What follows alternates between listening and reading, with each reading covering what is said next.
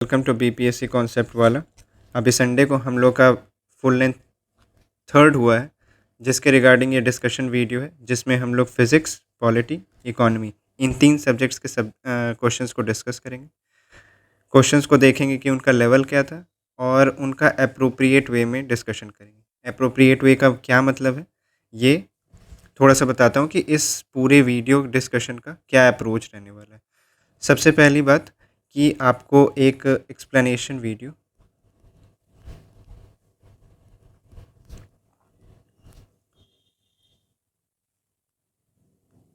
Explanation PDF already दी जा चुकी है, जिसका मतलब है कि उस एक्सप्लेनेशन पीडीएफ में सारे क्वेश्चंस बहुत ही डिटेल में समझाए हुए हैं। तो अगर सपोज करो मैं सेम चीज़ें सेम क्वेश्चंस में सेम बातें आपको दोबारा समझा रहा हूँ, तो वो आपका भी वेस्ट ऑफ टाइम है और मेरे भी टाइम का इफ़ेक्टिव यूटिलाइजेशन नहीं है।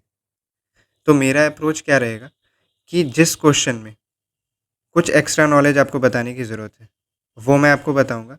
लेकिन अगर वो क्वेश्चन अपने एक्सप्लेनेशन से प्रॉपरली समझा जा सकता है, तो कोई पॉइंट नहीं है उसको समझाने का फिर से। और ये आपको समझना बहुत ज़रूरी है कि आपका टाइम बहुत इंपॉर्टेंट है। यूट्यूब पे या कहीं भी अभी n नंबर ऑफ़ वीडियोज़ आएंगी, हर दूसरा आदमी कुछ ना कुछ बना रहा होगा, क्योंकि पोस्ट बहुत ज़्यादा है। अभी बहुत ज़्यादा वो वाली सिचुएशन भी है कि कोई भी वीडियो देखेगी कि इसका एक्सप्लेनेशन किया हुआ है, उसका एक्सप्लेनेशन किया हुआ है, सब कोई सब कुछ देखेगा। तो उससे बचो। देखो कि इससे आरओआई आ भी रहा है कि नहीं। अगर मेरे पास एक एक्सप्लेनेशन पीडीएफ है और वो सेम चीज़ें जस्ट बोल बोल के बता रहा है, तो उससे जल्दी तो मैं खुद पढ़ लूँगा ना। ठीक है, तो इस वीडियो में मोटिव ये रहेगा कि एक्सप्लेनेशन में जो चीज़ दी हुई है उसको रिपीट बिल्कुल भी नहीं करना है। उसके अलावा आपको क्या चीज़ बताने की ज़रूरत है, वो आपको बताऊँगा। दूसरा दूसरा पॉइंट इस डिस्कशन का क्या रहने वाला है, क्वेश्चन स्टार्ट करने के पहले आपको एक चीज़ बताऊंगा कि पेपर को एनालाइज कैसे करना है। ये एग्ज़ाम सेंटर पे हो या पेपर होने के बाद ग्रुप में हो या कॉल से हो या मैसेजेस से हो, एन नंबर ऑफ़ स्टूडेंट्स ये पूछते रहते हैं कि सर इतना अटेम्प्ट हुआ, मार्क्स नहीं आ रहे हैं या गलत बहुत ज़्यादा हो जा रहा है। तो अब उसको पेपर देना, देखो फर्स्ट स्टेप होता है, उसके बाद जो होता है ना वो मेजर काम है कि उस पेपर को आप एनालाइज कैसे कर रहे हो, उसका इफेक्टिव यूटिलाइजेशन कैसे कर रहे हो। तो आगे की 2-3 चीज़ें बता देता हूँ, उसके बाद स्टार्ट हम लोग इसी से करेंगे। छोटा सा मतलब बिल्कुल 3 से 4 मिनट में मैं क्विकली बताऊँगा कि पेपर को एनालाइज कैसे करना है। तीसरा कि अप्रोच हम लोग का क्या रहेगा। सपोज़ करो एक क्वेश्चन देखा मैंने, फिज़िक्स का क्वेश्चन था, ठीक है, डिफेक्ट्स ऑफ आई पे। तो पहला इस पे डिस्कशन ये होगा कि ये क्वेश्चन आया क्यों है, मोटिव क्या है क्वेश्चन का। देखो मोटिव हमेशा एग्जामिनर के लिए इंपॉर्टेंट नहीं होता है। अगर तुम एज ए स्टूडेंट समझ जा रहे हो ना कि ये क्वेश्चन क्यों पूछा गया है, क्या ये पीवाईक्यू के थीम की वजह से पूछा गया है, या ये कोई नया रैंडम टॉपिक मेरे से पूछना चाहता है इसलिए पूछा गया है, या ये करंट में बहुत ज़्यादा रेलेवेंट रहा था तो इसलिए पूछा गया है। तो अगर तुम ये माइंडसेट एग्जामिनर का पकड़ ले रहे हो ना, तो फिर तुम पेपर को डिकोड ईजिली कर लोगे। जैसे पॉलिटी में एक जेपीसी पे क्वेश्चन आया था, जॉइंट पार्लियामेंट्री कमेटी पे। तो रिसेंटली अगर तुम न्यूज़ वगैरह फॉलो कर रहे हो तो तुम देखोगे कि जेपीसी न्यूज़ में था, इसकी वजह से पूछा गया। तो ये छोटी छोटी चीज़ें अगर तुम ऑब्जर्व कर रहे हो ना, क्वेश्चन देखने के साथ साथ क्वेश्चन को बस क्वेश्चन की तरह नहीं लग रहे हो कि ठीक है ये क्वेश्चन था, ये सही किया मैंने, ठीक है आगे बढ़ गए एक्सप्लेनेशन पढ़ के। थोड़ा सा उसको टाइम दो, थोड़ा उस पर और सोचो, तो उसका मोटिव क्या था, उससे टेक अवे क्या लेके जा सकते हैं। दूसरा, अगर क्वेश्चन आ गया है डिफेक्ट्स पे, तो मुझे एटलीस्ट 3 से 4 टॉपिक्स वहीं पे लिखने हैं साइड में कि मैं इसके बाद और क्या रिवाइज करूँगा या मैं क्या चेक करूँगा कि मुझे आता है कि नहीं आता है। जैसे डिफेक्ट्स पे क्वेश्चन है तो मुझे सारे डिफेक्ट्स याद है कि नहीं, मायोपिया पता है कि नहीं, हाइपरमेट्रोपिया पता है कि नहीं, प्रेसबायोपिया पता है कि नहीं, मुझे एप्लीकेशन ऑफ लेंस याद है कि नहीं, मुझे एप्लीकेशन ऑफ मिरर याद है कि नहीं। ऐसे करके मैं हर क्वेश्चन के बाद तुमको 5 से 6 टॉपिक लिख के दिखाऊंगा कि देखो कैसे लिखना चाहिए और कैसे रिवाइज करना चाहिए।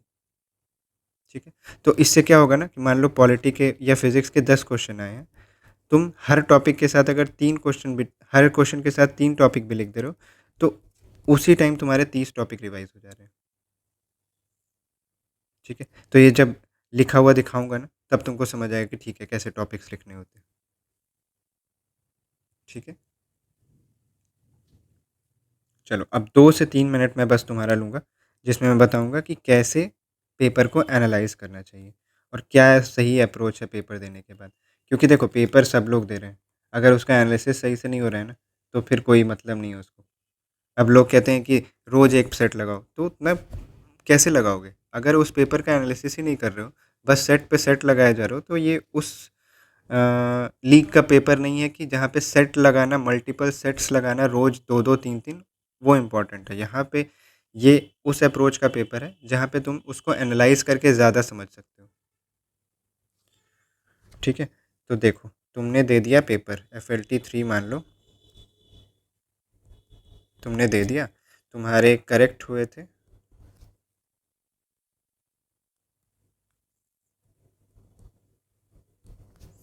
80 क्वेश्चन, इनकरेक्ट हुए तुम्हारे अराउंड 30 क्वेश्चन और अनअटेम्प्टेड तुम्हारे, इसके अलावा बाकी सारे रह गए। कितने रह गए? 40, है ना? ये हो गए 150 क्वेश्चन। ठीक है, तो ये कोई एनालिसिस नहीं है। एनालिसिस अब शुरू होगा। अब लेवल 1 ऑफ एनालिसिस में तुम क्या करोगे? तुम एक टेबल बनाओगे जिसमें तुम क्वेश्चंस को सब्जेक्ट वाइज लिखोगे। देखो टाइम लगता है एनालिसिस में, अगर प्रॉपरली एनालिसिस कर रहे हो तो एटलीस्ट 5 से 6 घंटे लगेंगे ही लगेंगे, लेकिन वो उसका ROI बहुत ज़्यादा होगा। तुम्हारे टॉपिक्स सारे के सारे ऐसे रिवाइज हो जाएंगे कि वो पेपर तुम्हारे लिए बिल्कुल ही एक रिवीजन टूल बन जाएगा। तो देखो क्या करना है, सबसे पहले सब्जेक्ट वाइज एक टेबल बना लेना है। पॉलिटी के इतने क्वेश्चन आए, इकोनॉमी के इतने क्वेश्चन आए, फिज़िक्स के इतने आए, केमिस्ट्री के इतने आए, बायो के इतने आए, बिहार स्पेशल इतना आया, करंट इतना आया, फिर मैथ्स के इतने आए, और क्या रह गया, मॉडर्न हिस्ट्री इतना, एंशंट हिस्ट्री इतना, मेडिवल हिस्ट्री इतना, अगर कुछ छूट गया है तो आगे। अब क्या करना है, पॉलिटी के टोटल क्वेश्चन आए थे 10, ठीक है, मैंने सॉल्व किए 8, करेक्ट हुए मेरे 6, इनकरेक्ट हुए 2। ठीक है, इकोनॉमी के क्वेश्चन आए 10, मैंने अटेम्प्ट किए 5, मेरे 4 गलत हो गए, 4 सही हुए, 1 गलत हो गया। फिज़िक्स के क्वेश्चन आए 10, मैंने अटेम्प्ट किए 4, इसमें से एक भी सही नहीं हुआ, चारों गलत हो गए। इसी तरीके से सारे के सारे तुम लिखोगे। अब तुमको दिख क्या रहा है यहाँ से? फर्स्ट लेवल ऑफ इंक्वायरी से तुमको क्या दिखेगा कि तुम्हारा स्ट्रॉन्गेस्ट सब्जेक्ट कौन सा है और तुम्हारा वीकेस्ट सब्जेक्ट कौन सा है।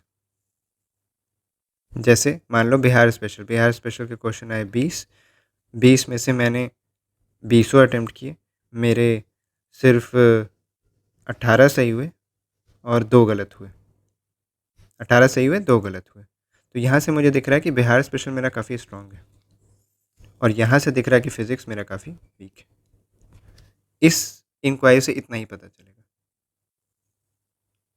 ठीक है, अब नेक्स्ट लेवल क्या करोगे तुम कि फिज़िक्स तुम्हारा वीक है, तो फिज़िक्स में फिर एक लेवल फर्दर इंक्वायरी करोगे कि फ़िज़िक्स में किस किस चैप्टर से क्वेश्चन आए थे। लाइट से क्वेश्चन आया था, साउंड से क्वेश्चन आया था, वेव से क्वेश्चन आया था, यूनिट एंड डायमेंशन से क्वेश्चन आया था। सपोज करो लाइट में से 2 क्वेश्चन आए थे, 2 के 2 सही हो गए मेरे। साउंड से 2 क्वेश्चन आए थे, दोनों गलत हुए मेरे। वेव से 2 क्वेश्चन आए थे, दोनों गलत हुए मेरे। ऐसे ऐसे करके जब तुम देखोगे तो तुमको पता चलेगा फिज़िक्स में फर्दर तुम्हारा कौन सा चैप्टर वीक है, कौन सा चैप्टर स्ट्रांग है। और फर्दर अगर डीप में जाना है तो लाइट में अगर तुम्हारे 2 क्वेश्चन में से दोनों गलत हो गए, तो लाइट में देखो कि कहाँ से आ रहा है, क्या वो कॉन्सेप्चुअल क्वेश्चन मेरे गलत हो रहे हैं या मेरे फैक्चुअल क्वेश्चन गलत हो रहे हैं। तो इतना करने के बाद तुमको बिल्कुल क्लियर कट अंडरस्टैंडिंग हो जाएगी कि मेरा जो वीकेस्ट सब्जेक्ट है वो फिज़िक्स है, उसमें मेरे कॉन्सेप्चुअल क्वेश्चन गलत हो जा रहे हैं या उसमें मेरे फैक्चुअल क्वेश्चन गलत हो जा रहे हैं। कॉन्सेप्ट वाले तो ठीक ठाक बना लेता हूँ, लेकिन जो बिल्कुल कोर फैक्ट पे आ जा रहा है, या केमिस्ट्री में कोर फैक्ट पे आ जा रहा है, या सपोज करो मॉडर्न हिस्ट्री में मेरे जो बेसिक टाइमलाइन वाले क्वेश्चन है वो सही हो रहे हैं, लेकिन जो फैक्चुअल क्वेश्चन है वो गलत हो जा रहे हैं। तो इतना तुमको करना ही पड़ेगा।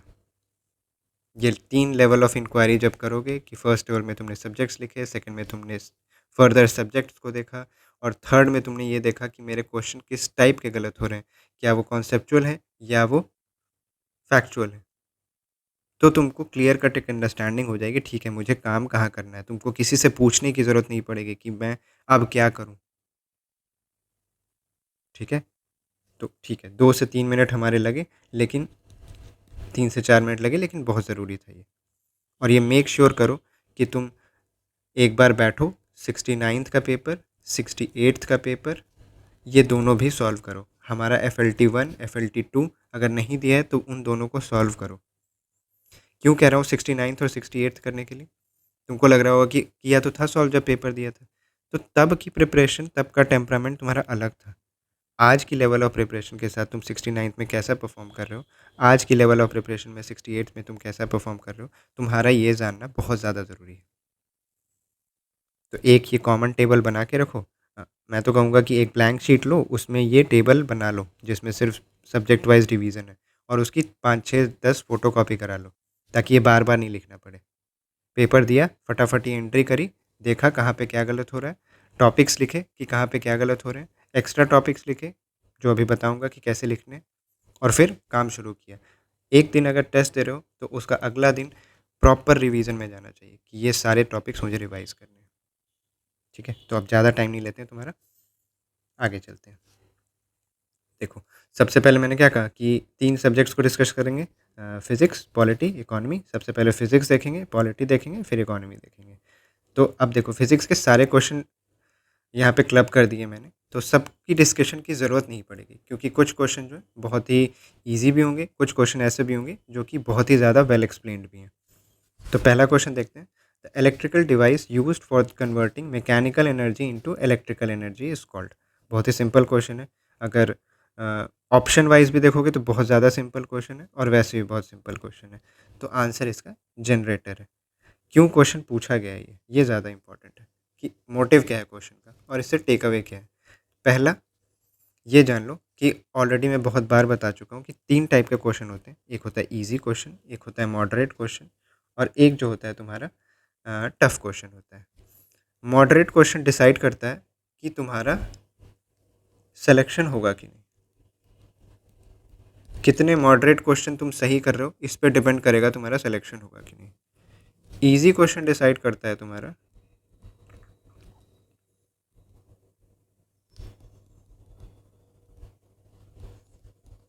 अगर पेपर में 10 क्वेश्चन ईजी आए हैं, बहुत ही ज़्यादा सिंपल, या 20 क्वेश्चन बहुत ही ज़्यादा सिंपल आए हैं, और तुमने 10 ही सही किए हैं, तो it can easily be said that तुम्हारा सिलेक्शन नहीं हो रहा है। ईजी क्वेश्चन जो होते हैं वो एलिमिनेटर होते हैं, तुमको सही करने ही करने हैं, क्योंकि वो सब कोई सही करने वाला है। टफ क्वेश्चन तुमको एक बफर देते हैं, एक कुशनिंग इफेक्ट देते हैं कि ठीक है, तुमने अगर ये 5 टफ क्वेश्चन सही कर दिए जो कि कोई सही नहीं करने वाला था, तो तुमको एक क्वेश्चन मिल गया कि तुम 5 10 नंबर आगे हो। लेकिन मेन खेल होता है मॉडरेट, तुम कितने मॉडरेट क्वेश्चन को सही कर रहे हो। तो मॉडरेट क्वेश्चन तुम्हारा सिलेक्शन डिसाइड करता है, इजी क्वेश्चन तुम्हारा एलिमिनेशन डिसाइड करता है, टफ क्वेश्चन तुमको थोड़ा बहुत कुशनिंग इफेक्ट देता है। ठीक है, तुम या तो कंफर्टेबली क्रॉस कर रहे हो कट ऑफ को, या तुमने यहाँ कहीं थोड़ा बहुत वो कर दिया, गलती कर दी, तो यहाँ से थोड़ा सा हो सकता है क्वेश्चन मिल जाए तुमको। ठीक है, तो ये एक इजी क्वेश्चन था जो कि तुमको सही करना ही करना है एट एनी कॉस्ट। क्यों आया ये क्वेश्चन, इस टाइप के क्वेश्चन आ भी रहे हैं। फोटो इलेक्ट्रिक सेल का क्वेश्चन आया था 69th बीपीएससी में। ठीक है, तो देख रहे हो, एक्सप्लेनेशन पे बहुत ज़्यादा बात इसलिए नहीं की क्योंकि ऑलरेडी ये बहुत अच्छे से एक्सप्लेन्ड है क्वेश्चन में, जो पीडीएफ तुमको दी गई है। मेरा मोटिव ये रहेगा कि तुमको थोड़ी सी इंसाइट्स दूँ उस क्वेश्चन के बारे में, थोड़ा सा उसके बारे में ये बताऊँ कि अब देखो, मोटिव देखा हमने क्वेश्चन का कि इजी क्वेश्चन था, तुमको तुम्हारे इजी लेवल ऑफ नॉलेज को चेक करना चाहता है। टेक अवे हमारा ये रहा कि हमको इजी क्वेश्चन तो सही करना ही करना है, उसके बिना कोई चारा नहीं है। दूसरा, एक और चीज़, फिज़िक्स में ना 2 टाइप के क्वेश्चन आते हैं। एक कॉन्सेप्ट बेस्ड होंगे, और एक थोड़े से ऐसे होंगे जिनको रटा जा सकता है।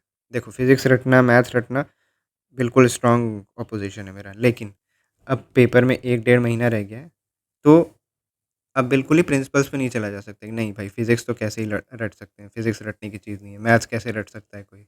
लेकिन अगर जो चीज़ नहीं समझ आ रही है, दिख रहा है कि 10 क्वेश्चन आएँगे इसमें से 4-5 क्वेश्चन ऐसे होंगे जो इसको रट लूँगा तो हो जाएगा। रिपीटेड थीम है, जैसे टाइम पीरियड ऑफ पेंडुलम है या यूनिट एंड डायमेंशन है, तो इनको रट जाओ। जो लग रहा है तुमको कि अगर बहुत सारे स्टूडेंट्स ऐसे मिलते हैं सेंटर पे, जो बिल्कुल बोलते हैं कि मतलब फिज़िक्स नहीं हो रहा है, तो रट जाओ भाई। 10 में से 4-5 क्वेश्चन तो बनेंगे ही और 150 तो लाने नहीं है। 150 नहीं जा रही है ना कट ऑफ। जहाँ पे मेहनत करनी है उतना मेहनत वहाँ कर लेना, यहाँ पे रट्टा लगा लो। नहीं समझ आ रहा है रटो भाई, कोई दिक्कत नहीं है, बिल्कुल भी शर्माने वाली बात नहीं है। ठीक है? तो अब देखो एक और चीज़ क्या कहा था मैंने, हर क्वेश्चन के साथ मैं तुमको कुछ टॉपिक्स बताऊँगा, जो कि तुमको उस क्वेश्चन को देखते ही रिवाइज़ करने चाहिए। अगर तुम्हारे सामने क्वेश्चन आया है ये कि the electrical device used for the converting of mechanical energy into electrical energy, तुम साथ ही साथ अपने एक ब्लैंक शीट जो मैंने तुमको कहा उसमें लिखोगे कि ठीक है बाकी इलेक्ट्रिकल डिवाइसेस जो हैं उनको मैं रिवाइज करूँगा। अब बाकी इलेक्ट्रिकल डिवाइसेस कौन कौन सी हो सकती हैं, अब बिल्कुल ही सिंपल वाले पे मत रहना कि ठीक है वोल्ट मीटर देख लेता हूँ, फिर और क्या एमीटर देख लेता हूँ। ठीक है वो आती हैं, लेकिन अब थोड़ा सा लेवल बीपीएससी बढ़ा भी रहा है। बीपीएससी डायनेमो भी पूछ ले रहा है, कभी ट्रांसफॉर्मर भी पूछ ले रहा है। तो ऐसा नहीं है कि इनकी वर्किंग बिल्कुल डिटेल में इनके फार्मूला जानने हैं मुझे, मैं सिर्फ बेसिक जान के रखूँगा कि ठीक है ये काम क्या करती है। कुछ जो बहुत ज़्यादा पूछी जा चुकी हैं, जैसे कि वोल्ट मीटर हो गया, एमीटर हो गया, अब इस पे रिपीटिशन क्वेश्चन का होगा। देखो जब भी क्वेश्चन पूछा जाता है ना, कोई भी एग्जामिनर अगर क्वेश्चन पूछता है तो पहले वो फर्स्ट लेवल पे क्वेश्चन पूछता है कि वोल्ट मीटर क्या होता है, फिर सेकंड लेवल पे पूछेगा, फिर सेकंड लेवल पे पूछेगा। सेकंड लेवल पे पूछने का क्या मतलब है कि वोल्ट मीटर के बारे में पूछा जा चुका है, तो थोड़ा-सा उसमें एडवांस्ड क्वेश्चन पूछेगा। अब तुम क्या देखोगे कि वोल्ट मीटर और एमीटर जो है कई बार पूछा जा चुका है, तो थोड़ा-सा इसको डिटेल पूछना चाहिए, पढ़ लेना चाहिए, ताकि अगर इससे 1-2 लेवल ऊपर सॉल्व कर पाएँ। तो जो फ्रीक्वेंटली आस्क्ड चीज़ें हैं, इक्विपमेंट्स हैं जैसे वोल्ट मीटर, एमीटर, इसके बारे में थोड़ा-सा डिटेल में अब डिटेल मतलब क्या हुआ कि कौन-सा पैरेलल में लगता है, कौन-सा सीरीज़ में लगता है, क्यों पैरेलल में लगता है, ये भी पता होना चाहिए। अगर नहीं पूछा हुआ होता कि पैरेलल या सीरीज़ में लगता है, तो वहाँ तक भी रहते तो ठीक था।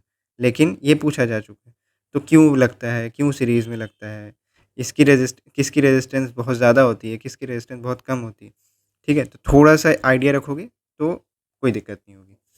उसके बाद conversion of energy from one form to another.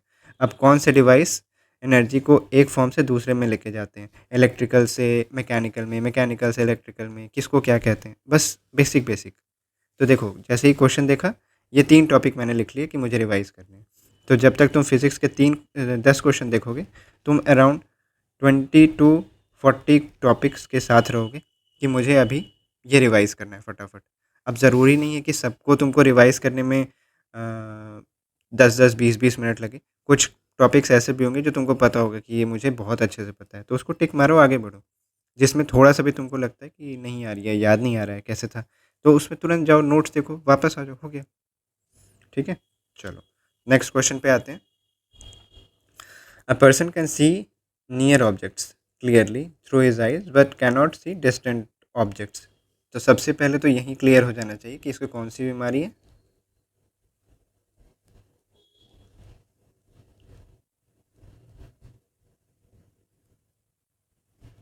Near sightedness. ठीक है, पास की वस्तुओं को देख सकता है, दूर की वस्तुओं को साफ नहीं देख सकता है। तो जो देख सकता है ना क्लियरली, उसी के नाम पे रहता है नियर से नियर। यही अगर दूर की चीज़ें नहीं देख सकता था, दूर की चीज़ें देख सकता, पास की नहीं देखता, तो उसको फार साइटेड बोलते हैं। ठीक है, तो ए पर्सन कैन, अब इसके रीजंस क्या हैं? तो 4 ऑप्शंस दिए हुए हैं। मैंने क्या कहा था, फिजिक्स में 2 टाइप के क्वेश्चन होंगे, एक जिसको रट सकते हो, एक जिसको नहीं रट सकते हो। तो ये वैसा क्वेश्चन है जिसको नहीं रटा जा सकता है, क्योंकि स्टेटमेंट बहुत तरीके से बन सकते हैं ना। ऐसा नहीं है कि एक ही तरीके से स्टेटमेंट बना और अब यही पूछा जाएगा।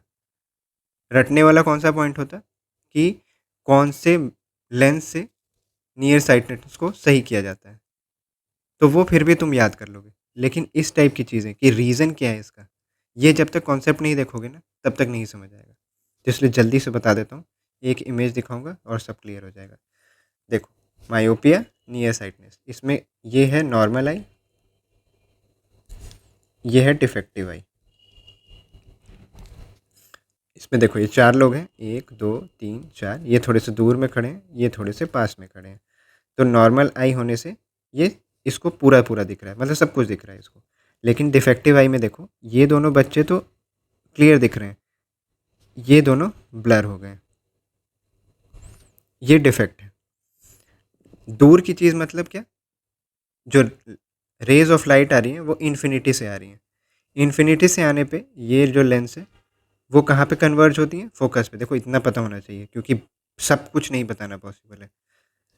ये कन्वेक्स लेंस है, कन्वेक्स लेंस में अगर इन्फिनिटी से लाइट रेज आती हैं तो वो कहाँ पे, फोकस पे जाके कन्वर्ज करती हैं। अब इसका फोकस कहाँ है, रेटिना पे, तो बिल्कुल क्लियर एंड क्रिस्प इमेज बन जा रही है। डिफेक्टिव आई में क्या होता है कि ये जो इमेज रेज ऑफ लाइट आ रही हैं इन्फिनिटी से, ये यहाँ पे लेंस से रिफ्रैक्ट होने के बाद रेटिना के पहले ही इमेज बना देती हैं। इसकी वजह से ये दोनों जो है ब्लर दिखाई देते हैं। डिफेक्ट समझ आ गया। मायोपिया में क्या होता है, पैरेलल रेज जो इन्फिनिटी से आ रही है, फार पॉइंट का मतलब होता है जो बहुत दूर की चीज़ें हैं उसको इन्फिनिटी मानते हैं। इन्फिनिटी का ये ज़रूरी नहीं है कि चाँद ही बोल रहा हूँ मैं, कि चाँद से आनी चाहिए। दूर से अगर रेज आ रही हैं तो वो कहाँ कन्वर्ज हो जा रही हैं, वो रेटिना के पहले ही कन्वर्ज हो जा रही हैं। अब थोड़ा सा भी लॉजिक लगाओगे ना तो ये क्वेश्चन एकदम ही ईजी हो जाएगा। देखो, पहले क्या था, पहले इमेज यहाँ बन रही थी, अब क्या हो रहा है, इमेज पहले यहाँ पे इसके पहले ही बन जा रही है। तो इसके रीजंस क्या क्या हो सकते हैं कि ये ऐसे रहा हो और अब ये जो आई बॉल है ना थोड़ा सा इलोंगेट हो गया है।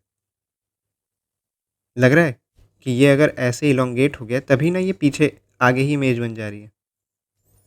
एक रीज़न तो ये हो सकता है कि ये इलोंगेट हो गया। दूसरा रीज़न क्या हो सकता है, पहले इसका जो फोकस था वो यहाँ पे था, अब इसका फोकस थोड़ा छोटा हो गया है तो रेज यहीं पे कन्वर्ज कर जा रही है। ये दूसरा एक रीज़न हो सकता है। पहला रीज़न क्या हो सकता है कि आई बॉल में दिक्कत हो, दूसरा रीज़न क्या हो सकता है कि आई के लेंस में दिक्कत हो। अब आओ ऑप्शन देखते हैं। Excessive curvature of the eye lens, यही ना देखा हमने कि ये पहले ऐसे थी, वाह, ये पहले ऐसे थी, अब ये थोड़ी ऐसे हो गई, तो इमेज यहीं पे बन जा रही है। तो कर्वेचर इसका बढ़ गया, तो सही बात है। The eyeball has become too small, अगर स्मॉल हो जाता तब तो ये वाली दिक्कत होती ना, तब ये नहीं हो रहा होता ना, तब ये यहाँ बन गया होता। मतलब स्मॉल का मतलब ऐसे होता, तो जो इमेज है वो पीछे बन रही होती, अभी क्या है आगे बन रही है। आई होप कि मतलब समझ आ रहा हो। ये इमेज लगाने का रीज़न यही था कि एक्सप्लेनेशन में तुम्हारे पास इमेज नहीं थी तो इमेज से इसीलिए समझा रहा हूँ। The focal length of the eye lens is too large. देखो, पहले फोकल लेंथ ये था, अब फोकल लेंथ क्या हुआ, घटा है ना, बढ़ा नहीं है। अगर बढ़ गया होता तो ये यहाँ बन रहा होता, तो ये गलत, ये गलत। Elongation of the eye ball, यही तो बताया कि पहले ऐसे था अब ऐसे हो गया है। सही, ऑप्शन कौन सा, सी। तो इसीलिए कहा मैंने कि ये क्वेश्चन ऐसा नहीं है कि तुम सोचो कि इसको याद कर लेता हूँ, याद करने से नहीं होगा। बहुत सिंपल सा कॉन्सेप्ट है, समझ लो एक बार। उसके बाद कितना भी बोले कि फोकल लेंथ ज़्यादा हो गया है, फोकल लेंथ कम हो गया है, आई बॉल थोड़े से इलांगेट हो गए हैं या आई बॉल छोटे हो गए हैं, या और थोड़ा सा कॉम्प्लिकेट कर दे कि जो लेंस को पकड़ने वाले जो मसल्स होते हैं वो इतना काम नहीं कर पा रहे हैं कि फोकल लेंथ को बढ़ा पाएँ या घटा पाएँ। कुछ भी पूछेगा ना तुम कहीं न कहीं से आंसर निकाल लोगे क्योंकि तुमको समझ आ गया है कि ये होता कैसे है। ठीक है?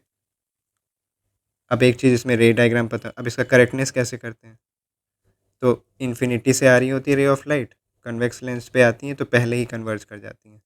तो इसके लिए क्या करना होता है कि एक कनकेव लेंस लगाना होता है। कनकेव लेंस लगाने से इसको थोड़ा-सा ये पीछे कर देती हैं। बहुत डिटेल में नहीं बता रहा हूँ, और भी बहुत बेटर तरीके से इसको बताया जा सकता है, लेकिन तुम्हारा ये काम रहेगा कि तुम इसको डिटेल में पढ़ो। रे डायग्राम मैंने यहाँ लगा दिया है। हाइपरमेट्रिया इमेज में लगा दिए। काम तुम्हारा खुद रहेगा कि खुद से इसको समझोगे। इसका ये रे डायग्राम। अब देखो, टेक अवे ले लिया हमने क्वेश्चन से कि हमको क्या पता होना चाहिए था। अब कौन कौन से टॉपिक्स को देखते ही समझ आने चाहिए। जैसे ही मायोपिया पे क्वेश्चन आया, मेरा पहला फोकस होना चाहिए कि ठीक है, बाकी कौन से डिफेक्ट्स हैं। हाइपरमेट्रोपिया है, प्रेसबायोपिया है, ये भी मुझे समझ आने चाहिए। इनका रे डायग्राम, इनका करेक्शन, इनके रीजंस, ये सारे मेरे बिल्कुल टिप्स पे हैं। सोचा मैंने कि हाइपरमेट्रोपिया क्यों होता है, कैसे करेक्ट करते हैं, वो रे डायग्राम बिल्कुल मुझे दिख गई दिमाग में। तो ठीक है, ओके। फिर application of mirror in daily life, 3 4 6 application में दिमाग में तुरंत आनी चाहिए कि ठीक है, रियर व्यू मिरर होता है, डेंटिस्ट के पास होता है, कहाँ क्या काम होता है ये भी समझ आना चाहिए। कहाँ कनकेव मिरर लगाते हैं, कहाँ कन्वेक्स मिरर लगाते हैं, ये सब समझ आना चाहिए। नहीं समझ आ रहा है, नोट्स पे तुरंत जाऊँगा, देख लूँगा। Application of mirror in daily life, ठीक है। लेंस का क्या काम रहता है, इसका पावर क्या होता है। तो सोचो, ये तक काम तुम तभी कर सकते हो जब तुमने PYQ बहुत देखे हुए हैं, PYQ सॉल्व कर रखे हैं तुमने, और दूसरा कि तुम्हारा सिलेबस 2 से 3 बार कंप्लीटेड है। ये चीज़ें लिखना पॉसिबल है। ऐसा नहीं होगा कि तुम रैंडमली लिख पा रहे हो। फटाफट फटाफट लिख पाओगे तुम जब PYQ में तुमको टॉपिक देखते ही समझ आ जाएगा, ठीक है, इससे 5 टॉपिक और निकलते हैं, ठीक है। PYQ तुमने अच्छे से, में से ये टॉपिक बहुत ही ज़्यादा फ्रीक्वेंटली पूछे गए। अब फिर क्या है, image formation by mirror and lens, quick revision of और द। क्यों बोल रहा हूँ मैं ये, क्योंकि PYQ मैंने देख रखा है। PYQ में एक सीधा सीधा क्वेश्चन था कि ये मिरर है, ये लेंस है, इसमें ऑब्जेक्ट यहाँ पे रखा हुआ है, इसका फोकल लेंथ ये है, तो इसका इमेज कैसा और कहाँ पे बनेगा, ठीक है। इस क्वेश्चन के साथ भी चार चार टॉपिक मिल गए हैं तुमको रिवाइज, और चार भी छोटे टॉपिक नहीं है, ऐसे टॉपिक हैं कि तुम्हारा ओवरऑल कंप्लीट ही कर रहे हैं। तो ये तरीका होता है एनालिसिस करने का, ये तरीका होता है पेपर को यूज़ करने का। ये नहीं कि ठीक है, ये क्वेश्चन आया था, ये सही हो गया मेरा, आगे बढ़ते हैं, एक्सप्लेनेशन भी पढ़ लिया। नहीं, इसके साथ और क्या कर रहे हो तुम। चलो नेक्स्ट क्वेश्चन पे चलते हैं। नेक्स्ट क्वेश्चन है, the phenomena of superconductivity is characterised by. तो देखो, सुपर कंडक्टिविटी पता रहता है यूजुअली कि टेम्परेचर कम करेंगे तो रेजिस्टेंस बहुत लो हो जाएगा, और एक सर्टेन टेम्परेचर के नीचे आते ही रेजिस्टेंस इतना कम हो जाता है कि वो एक सुपर कंडक्टर की तरफ बिहेव करने लगता है, ऑलमोस्ट उसका रेजिस्टेंस ज़ीरो की तरफ चला जाता है।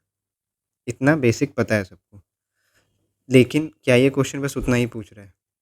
थोड़ा ऑप्शन देखते हैं। Zero electrical resistance and expulsion of magnetic field, थोड़ा सा यहाँ पे ये लिखा होना चाहिए था, एट वेरी लो टेम्परेचर, ठीक है। High electrical resistance at very low temperature, तो ये तो गलत हो गया। The formation of copper pairs at high temperature, ये भी अपने को मतलब कोई सेंस नहीं बना रहा है। जो सुपर कंडक्टिविटी के बारे में अपने को पता है उसके साथ ही नहीं जा रहा है। The ability to conduct electricity without any magnetic influence, ये भी नहीं जा रहा है।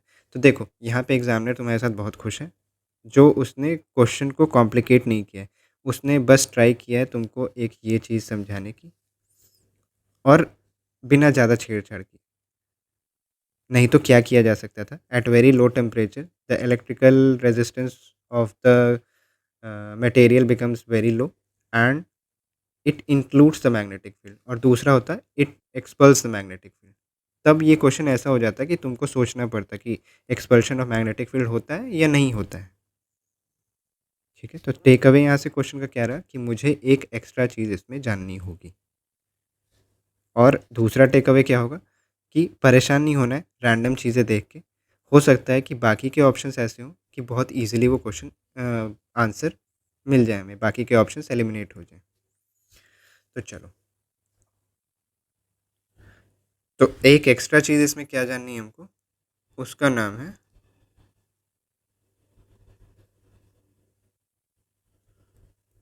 Meissner effect. ठीक है, चलो मोटिव और टेक अवे तो बता चुका हूँ ना, ये रहा मेसनर इफेक्ट। अब क्या होता है, एक तो तुमको ये सर्च करना होगा कि इसकी डिस्कवरी कब हुई है, चलो ये बता दे रहा हूँ, और किसने की है। अब सुपर कंडक्टर्स में क्या होता है कि जैसे जैसे टेम्परेचर को हम डिक्रीज़ करते हैं और एक पॉइंट आने पे क्रिटिकल टेम्परेचर, इससे भी जब कम हो जाता है टेम्परेचर, तो एक तो होता है कि उनका रेजिस्टेंस बहुत कम हो जाता है। दूसरा क्या होता है कि उसके अंदर मैग्नेटिक फील्ड बिल्कुल ही नहीं रह जाता है। क्यों नहीं रह जाता है, अब देखो, बहुत ज़्यादा अंदर जाओगे तो बहुत चीज़ें समझने की होंगी, लेकिन क्या किया जा सकता है कि हमारे लिए बहुत नया टर्म है, तो हम इसकी बस बेसिक जान के रखें कि अगर टेम्परेचर जो है क्रिटिकल टेम्परेचर से ज़्यादा है तो मैग्नेटिक फील्ड ऑफ लाइंस अंदर रहेंगी। टेम्परेचर जैसे ही क्रिटिकल टेम्परेचर से कम हो जाता है तो अंदर कोई भी मैग्नेटिक फील्ड ऑफ लाइंस नहीं रहेंगी। अब रीज़न क्या होता है कि अंदर भी ऑपोजिट डायरेक्शन में मैग्नेटिक फील्ड ऑफ लाइंस बन जाती हैं, जिसकी वजह से नेट मैग्नेटिक फील्ड अंदर ज़ीरो हो जाता है। हमारे काम की चीज़ नहीं है, इतना कोई तुमसे नहीं पूछ रहा है, इतना भी पूछ लिया ना बहुत ज़्यादा है ये। ठीक है, तो क्रिटिकल टेम्परेचर के नीचे आने पे सुपर कंडक्टिंग मटेरियल के अंदर कोई भी मैग्नेटिक फील्ड ऑफ लाइंस नहीं रहेंगी। ठीक है, ये सारी की सारी मैग्नेटिक फील्ड को अपने अंदर से एक्सपेल कर देता है, यही पूछा गया था, zero electrical resistance and expulsion of magnetic field. Cool, तो एक नई चीज़ पता चली हम लोग को पढ़ने के लिए। तो इसमें हम लोग ये देख लेंगे कि इसके डिस्कवरी कौन की थी, किसने की थी, ये हुआ कब था डिस्कवर। ठीक है, अब बहुत ज़्यादा इसमें डीप मत जाना कि परफेक्टली मैग्नेटिक क्या होता है, कैसे वो डिफ़र करता है सुपर कंडक्टर के साथ, नहीं ज़रूरत है, एग्ज़ाम की रिक्वायरमेंट भी नहीं है। और मैंने बताया ना कि हर क्वेश्चन को पूछने के लेवल्स होते हैं, कभी भी क्वेश्चन डायरेक्ट थर्ड लेवल पे नहीं आता है, पहले पे आएगा, दूसरे पे आएगा, फिर तीसरे पे आएगा। तो पहले पे आने दो, फिर आगे की तैयारी करना, और होप कि उसकी तैयारी करने की ज़रूरत ही नहीं पड़े। एक, हाँ, एक इसका एप्लीकेशन तुमको पता होना चाहिए, मेसनर इफेक्ट का क्या एप्लीकेशन हो सकता है कि अगर यहाँ पे एक मैग्नेट रख दें और यहाँ पे एक सुपर कंडक्टिंग मटेरियल रख दें, तो ये हवा में फ्लोट करने लगता है। तो अगर कोई सिंपल ये क्वेश्चन पूछ ले कि कौन सी प्रॉपर्टी इसे डिस्प्ले हो रही है, कौन सा इफेक्ट इसको कह सकते हैं, तो इसको मेसनर इफेक्ट बोलेंगे, या इसका डे टू डे एप्लीकेशन कह लो, एग्जाम्पल कह लो, ये हो गया। ठीक है, इतना जान लिया बहुत ज़्यादा है, तुम सब मतलब बहुत लोगों से ज़्यादा जान रहे हो ऑलरेडी। तो मैंने कहा ना कि हमेशा उस एक क्वेश्चन के पीछे नहीं भागना है कि इसको भी मुझे सही करना है और उसके लिए 20-25 घंटे दे दिए। जो इजी, मॉडरेट, टफ, यहाँ फोकस होना चाहिए, ये मैक्सिमम सही करने, ये ज़ीरो गलत करने, ये जो बन रहे हैं ये बोनस है अपना, क्योंकि ये बहुत कम आएंगे। 150 में 10 क्वेश्चन आए शायद जो टफ लेवल के कह सकते हो। तो इसको बना के सिलेक्शन नहीं होने वाला है तुम्हारा, टफ बना के किसी का सिलेक्शन नहीं हुआ है, इजी गलत करके किसी का सिलेक्शन नहीं हुआ है। मॉडरेट पे फोकस करना है, मैक्सिमम क्वेश्चन तुमने मॉडरेट के सही कर लिए, हो गया। चलो आगे चलते हैं। अब फिर से क्वेश्चन ने देखा हमने किस पे था, सुपर कंडक्टिविटी पे था। तो कौन कौन से टॉपिक मुझे रिवाइज कर लेने चाहिए, रेजिस्टिविटी मुझे रिवाइज कर लेनी चाहिए, कंडक्टिविटी मुझे रिवाइज कर लेनी चाहिए। अब मैंने देखा एसआई यूनिट्स काफ़ी पूछते हैं, सीजीएस यूनिट भी पूछते हैं, तो रेजिस्टिविटी, कंडक्टिविटी, इसके एसआई यूनिट में ज़रूर देख लूँगा कि ठीक है क्या होता है, याद है कि नहीं मुझे। फिर कॉन्सेप्ट ऑफ रेजिस्टेंस मुझे याद होना चाहिए, याद क्या मतलब पता होना चाहिए कि ठीक है रेजिस्टेंस होता क्या है, क्यों होता है रेजिस्टेंस, टेम्परेचर के साथ क्या इसका वेरिएशन है, रेजिस्टर्स को कंबाइन कैसे किया जाता है, पैरेलल में कॉम्बिनेशन क्या होता है, सीरीज़ में कॉम्बिनेशन क्या होता है, मिक्स्ड में कैसे होता है। ठीक है, टेम्परेचर का इफेक्ट बताया ही मैंने। ठीक है, application of semiconductor, real life में सेमीकंडक्टर का क्या क्या यूज़ है। देख रहे हो, फिर से एक क्वेश्चन आया, 3 टॉपिक मिल गए मुझे। तो टाइम नहीं है तुम्हारे पास बिल्कुल भी कि तुम रोज़ बैठ के टेस्ट दो, पॉसिबल ही नहीं है वो। अगर वीक में एक टेस्ट अभी दे रहे हो और इसको इस लेवल से रिवाइज़ कर रहे हो, तो 5 से 6 टेस्ट में तो तुम पूरा सिलेबस 3-4 बार रिवाइज़ कर जाओगे। ठीक है, तो ये जो वीडियो है ना, इसको तुम ऐसे यूज़ करो कि एक बार मैंने देख लिया, अब मुझे वीडियो एक्सप्लेनेशन की ज़रूरत ही नहीं है। मैं नहीं देख रहा कोई भी वीडियो एक्सप्लेनेशन, क्योंकि मैं अपना काम अब खुद करूँगा। नेक्स्ट पेपर होगा, ये सारे काम मैं खुद करूँगा कि अपना चार्ट बनाना, फिर उसके बाद अपने टॉपिक्स लिखना। ये बस एक हेल्पिंग हैंड होना चाहिए। एक बार तुमको देखने की ज़रूरत पड़नी चाहिए कि ठीक है, एक बार देखी मैंने ये वीडियो, अब मुझे समझ आ गया कि एनालिसिस एनालिसिस कैसे करते हैं। ठीक है, चलो नेक्स्ट क्वेश्चन पे चलते हैं। नेक्स्ट क्वेश्चन क्या है? Which of the following phenomena can be explain by the particle nature of light. Take away क्या होगा कि मुझे 2-3 चीज़ें पता होनी चाहिए कि वेव लाइट की 2 नेचर होती है। एक लाइट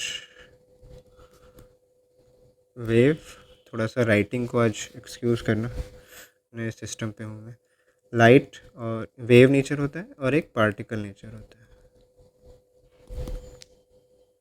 एक सबसे बड़ा टेक अवे है ये इस क्वेश्चन का कि तुमको अगर ये चीज़ पता है तो हाई चांसेस है कि तुमको फिर पता होगा कि वेव नेचर कौन से फेनोमेना से पता चलता है, पार्टिकल नेचर कौन से फेनोमेना से पता चलता है। दूसरा, ये क्वेश्चन क्यों पूछा गया है कि तुमको ये बताना, ये एक हिंट देना कि तुमको ये सारे इफेक्ट्स के बारे में पता होना चाहिए। ठीक है, फोटो इलेक्ट्रिक इफेक्ट पता होना चाहिए, क्वांटम स्कैटरिंग पता होना चाहिए, reflection, refraction, Doppler effect, polarisation, interference, diffraction. ये सारे के सारे 8 कॉन्सेप्ट जो हैं तुम्हारे टिप्स में होने चाहिए। क्वेश्चन सही करना गलत करना बिल्कुल अलग बात है। दूसरा, एक और चीज़, फिर क्या पता भूल जाऊँ।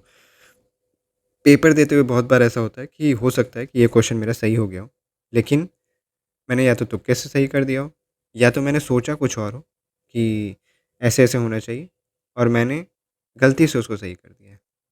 वैसे क्वेश्चन को या तो अलग पेन से मार्क किया करो और या तो एनालिसिस के टाइम ध्यान रखा करो कि ठीक है, ये जब मैं सोच रहा था तो मैंने सही चीज़ नहीं सोची, तो उसको एज़ अ गलत सवाल ही ट्रीट किया करो व्हाइल एनालिसिस।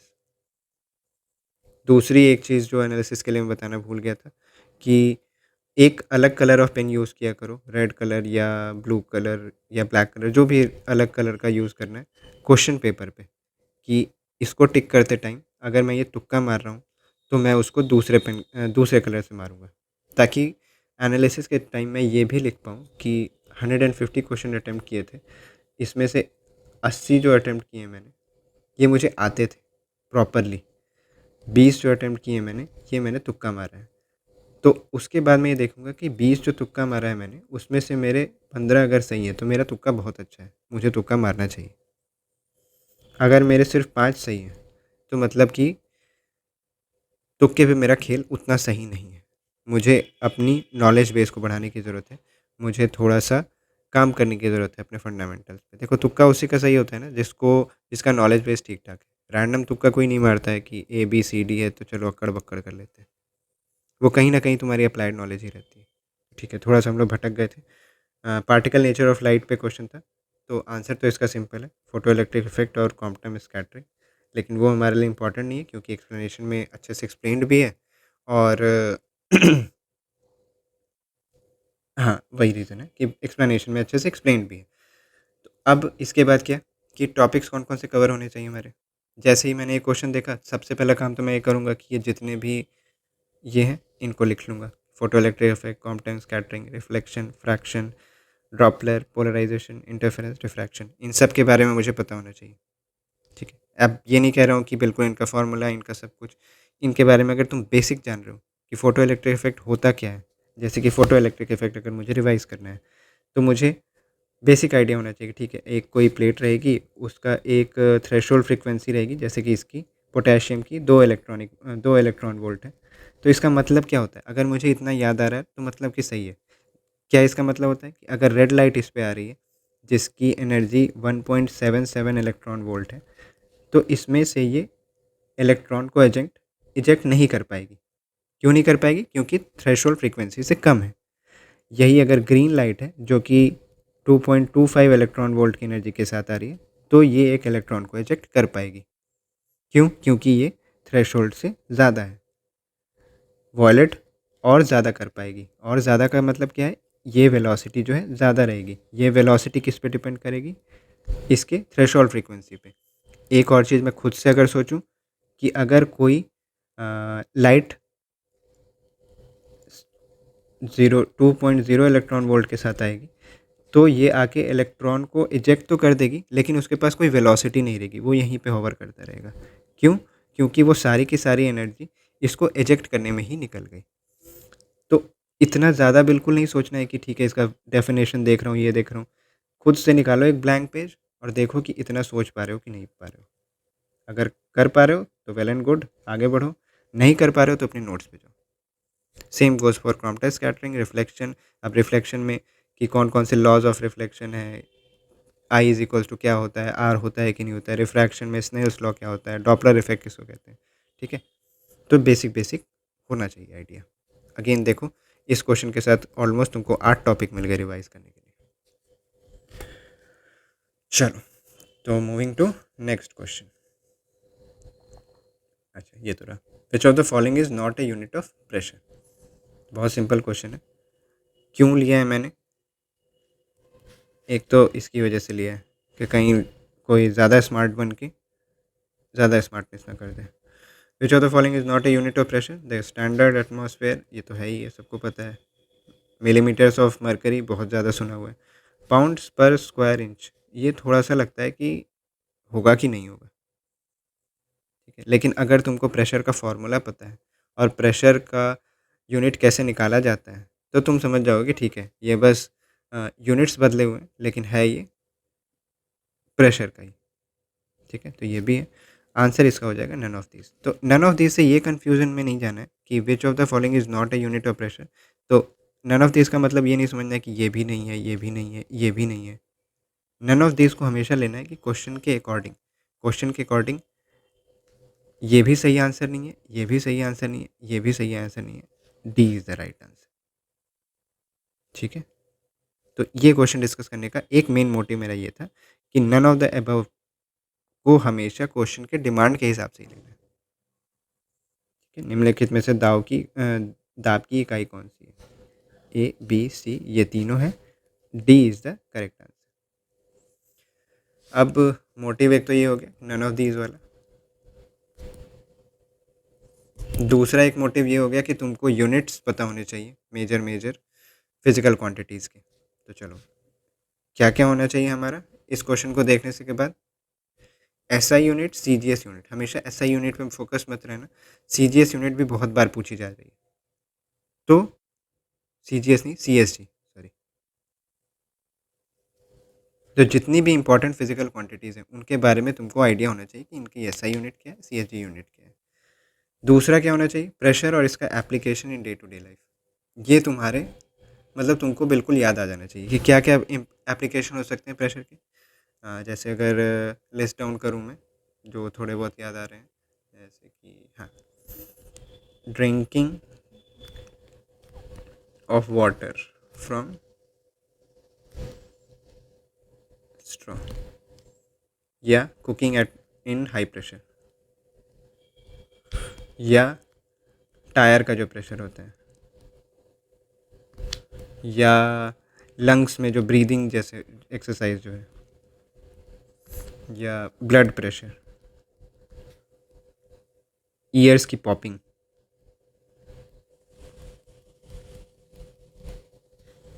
Hydraulic system. तो देख रहे हो, ये सारे के सारे जो हैं तुम्हारे प्रेशर के एप्लीकेशन है। तो ये बिल्कुल ऐसा नहीं है कि तुम हर बार जा जा के देखो। अगर तुमने की हुई है वो चीज़ें, अगर तुम्हारे नोट्स में है, ध्यान में है, तो उनको लिस्ट करो, देखो याद आ रहा है कि नहीं आ रहा है। बहुत ज़्यादा इसको ढूंढ ढूंढ के, अब ऐसा भी नहीं करना है कि एक पेपर लिया है मैंने, उसकी एनालिसिस मेरी 7 दिन तक चल रही है, तो वो फिर वेस्ट ऑफ टाइम हो जाएगा। एक पेपर है, 5 से 6 घंटे तो बिल्कुल लगेंगे, उसमें कोई वो नहीं है। लेकिन ऐसा भी नहीं होना चाहिए कि 10-10 दिन लगे हुए हैं, एक पेपर का एनालिसिस ही नहीं हो रहा है। दूसरा यहाँ पे क्या दिया है मैंने? मेजर फिजिकल क्वांटिटी, इसका एक्सप्रेशन क्या होता है और इसकी यूनिट क्या होती है। यहाँ पे ऐसा यूनिट ही है, लेकिन तुमको ध्यान रखना है ये CST यूनिट भी। ठीक है, चलो। तो अब समझ आ रहा है ना कि हमारा अप्रोच क्या रह रहा है। पहले हम देख रहे हैं क्वेश्चन का मोटिव क्या है, और फिर एक लास्ट में देख रहे हैं कि क्वेश्चन के साथ हम और टॉपिक्स कैसे लिखेंगे, कि क्या क्या टॉपिक मुझे और रिवाइज करने चाहिए। अब ये बिल्कुल वो हैंड होल्डिंग वाला नहीं आना चाहिए कि हर टेस्ट में मुझे ये मिलना चाहिए, ये बताया जाना चाहिए। अब तुम ये मानोगे कि तुम ये वीडियो देख रहे हो ना, तो तुम्हारा डबल एफर्ट हो रहा है। तुम जब खुद से करने जाओगे ही, तो तुमको दोबारा ये चीज़ें करनी पड़ेंगी। चलो, ये तो माना कि ये तुमको पीडीएफ दे दूँगा तो तुम्हारा सारा काम हो गया। लेकिन बाकी सब्जेक्ट्स के लिए या तुमको नेक्स्ट टेक्स्ट के लिए तुम वेट करोगे कि वीडियो आए तो होगा। तो ये कभी नहीं होना चाहिए। और दूसरी चीज़, जब भी तुम ये खुद से करोगे ना, तो एक तो जब तुम कर रहे हो तो दोबारा तुम्हारा रिवीजन हो रहा है, और सोच रहे हो ना तो वो ज़्यादा रिवाइज़ हो रहा है तुम्हारा। तो इस वीडियो को एज़ अ लर्निंग लो कि ठीक है, ऐसे-ऐसे करना होता है। अब मैं इसको फटाफट जैसे ही टेस्ट होगा, उसी दिन करके ख़त्म करूँगा। बहुत से बहुत नेक्स्ट डे भी मेरा होगा इन टॉपिक्स के लिए। जो लिख रहा हूँ उन टॉपिक्स के लिए नेक्स्ट डे रहेगा। टेस्ट का एनालिसिस तो उसी दिन ख़त्म। विच of the following system is true about black body? बहुत सिंपल क्वेश्चन है, और ज़्यादा इसमें करने की ज़रूरत भी नहीं है। It absorbs all the incident radiation. Black body पे क्वेश्चन आए हुए भी हैं, और सिंपल रॉकेट नो। ठीक है, तो चलो, which of the following, next question है, which of the following phenomena verifies the fact that light travels much faster than sound? अब इस क्वेश्चन में थोड़ा सा इशू ये हुआ था कि हिंदी स्टूडेंट्स के लिए निम्नलिखित में से कौन सी घटना इस तथ्य की पुष्टि करती है कि प्रकाश ध्वनि की तुलना में बहुत तेज़ गति से गमन करती है? यहाँ पे आंधी तूफान की जगह कुछ ऐसा वर्ड होना चाहिए था जो लाइटनिंग को ज़्यादा बेटर वे में एक्सप्लेन करे, जैसे कि तड़ित झंझावट। ठीक है, तो अगर तुम हिंदी का क्वेश्चन सिर्फ देख रहे होते, रात्रिकालीन में आकाश के तारों का टिमटिमाना, तो ये तुम क्लियरली कह सकते हो नहीं। मृग तृष्णा, बिल्कुल नहीं। इन दोनों में तुम कंफ्यूज हो सकता है कि होते। तो ऐसे केस में ना, एक बार आके इंग्लिश को देख लिया करो। ऐसा तो नहीं है कि बिल्कुल समझ नहीं आता है। लाइटनिंग ऑफ मैच स्टिक, चलो अभी होल्ड पे रखते हैं। ऑल दो नेकेड आइज से या ह्यूमनली पॉसिबल नहीं है कि तुम माचिस जलाने के फिनोमेना में तुम लाइट की स्पीड और साउंड की स्पीड को डिफरेंशिएट कर लो। लेकिन फिर भी अगर यहाँ पे तुमको कन्फ्यूज़न थोड़ा सा हो रहा है, तो थंडर स्टॉर्म में तुमको पता चल जाएगा कि यहाँ लाइटनिंग की बात हो रही है। और लाइटनिंग में ये फिनोमेना देखा जाता है कि लाइटनिंग पहले दिखाई जाती है, उसकी आवाज़ देर से आती है। तो यहाँ पे तुम बिल्कुल क्लियर हो जाएगा कि आंसर सी होगा। आंधी तूफान पे तुम यहाँ, क्योंकि होगा, देखो, ये बीसीडब्ल्यू का क्वेश्चन था, तो तुम कह सकते हो कि ठीक है, यहाँ पे थोड़ा सा मिस हो गया कि यहाँ पे कुछ ऐसा वर्ड होना चाहिए था, या तो हिंदी में ही लाइटनिंग लिखा होता। लेकिन अगर ये चीज़ बीपीएससी में होती है, तब क्या करोगे? तो उस टाइप के सिचुएशन के लिए हमेशा रेडी रहना चाहिए। और पेपर वही परफेक्ट होता है जो तुमको एक्चुअल बीपीएससी का फील दे, कि तुमको एग्ज़ाम में किस किस सिचुएशन का फेस करना पड़ सकता है। ठीक है, तो इस क्वेश्चन के साथ ये अपना मेन टेक अवे था कि अगर इंग्लिश के हो तो हिंदी वाला भी कभी देख लिया करो, हिंदी के हो तो इंग्लिश वाला कभी देख लिया करो, इन केस ऑफ कन्फ्यूज़न। अब याद क्या क्या, मतलब इसके साथ टॉपिक्स मुझे कौन कौन से कर लेने होंगे? जितने भी ऑप्टिकल फिनोमेना जो इम्पॉर्टेंट हैं, और उसके पीछे की फ़िज़िक्स, ये मुझे बिल्कुल ही क्लियर होनी चाहिए। क्योंकि एप्लीकेशन बेस्ड या फिज़िक्स इन डेली लाइफ, ये बीपीएससी का फेवरेट एरिया बनता जा रहा है। जैसे साइंस पहले होता था, अब साइंस एंड टेक होता जा रहा है वो। वैसे ही जो फिज़िक्स पहले कोर फिज़िक्स पूछ लेते थे, रेजिस्टेंस वगैरह पूछ लेते थे, कॉम्बिनेशन ऑफ रेजिस्टर्स पूछ लेते थे, अब वो थोड़ा-सा फिज़िक्स इन डेली लाइफ के पीछे जा रहे हैं। तुम आगे भी क्वेश्चन देखोगे, तो भी तुमको समझ आएगा कि कैसे हम लोग भी ट्राई कर रहे हैं कि जो बिल्कुल लेटेस्ट, मतलब टेक्नोलॉजी है, उसमें फ़िज़िक्स क्या लग रही है, उस पे क्वेश्चन पूछे जाए। तो जो ऑप्टिकल फिनोमेना है, जैसे कि फॉर्मेशन ऑफ रेनबो, ये बिल्कुल पता होना चाहिए तुमको। कौन-कौन से फिनोमेना है, कैसे बनता है रेनबो, ये बिल्कुल क्लियर होना चाहिए। अर्ली सनराइज़ और डिलेड सनसेट, इसके पीछे क्या है रीज़न, कि इतना रे डायग्राम बना है, इतने से पता होना चाहिए। अगर तुम ये बना ले रहे हो, अगर टॉपिक लिखते टाइम अगर तुम ये बना ले रहे हो, मतलब तुमको पता है इसका क्या फिज़िक्स है। टिंडल इफेक्ट, ये पता होना चाहिए। ब्लू कलर ऑफ स्काई क्यों होता है, ये पता होना चाहिए। हेलो, अगर तुम इतना बना ले रहे हो, तुमको पता होना चाहिए। ठीक है, तुमको पता है। नहीं पता है तो नोट्स में जाओ। सन डॉग, अगर नहीं पता है तो नोट्स में जाओ। इतना अगर बना लिया तुमने, तो क्लियर है तुम्हारा कॉन्सेप्ट। क्यों नहीं बता रहा हूँ मैं ये सब? अगर सब कुछ बताने लगा, तो ये वीडियो कम से कम 11-12 घंटे की हो जाएगी। तो मेरा काम है तुमको टॉपिक बताना, टॉपिक बताने से भी ज़्यादा ये बताना कि अगर कोई क्वेश्चन है तो उस पे से टॉपिक नए एक्सट्रैक्ट कैसे करने हैं रिवीजन के लिए। थोड़ा सा ये बता दे रहा हूँ, ट्विंकलिंग ऑफ स्टार क्यों होता है। स्टार है, यहाँ से आउटर एटमॉस्फेयर, ये एटमॉस्फेयर, अलग अलग लेयर्स की अलग अलग रिफ्रैक्टिव इंडेक्स। तो लाइट रे जब तक तुम्हारे आँख पे पहुँचती है तो मल्टीपल बार रिफ्रैक्ट हो चुकी होती है। तो स्टार रहता ही यहाँ है, लेकिन वो दिखता है कहीं और से आता हुआ, और रिफ्रैक्ट होती है, लगता है कभी यहाँ है, कभी यहाँ है, कभी यहाँ है। तो उसकी वजह से वो ट्विंकलिंग इफेक्ट आता है।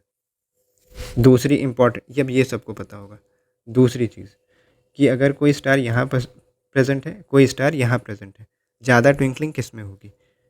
इसमें देखो, इस वाले को आने के लिए शॉर्टर पाथ लेना पड़ रहा है, इस वाले को आने के लिए एटमॉस्फेयर में लंबा पाथ लेना हो रहा है।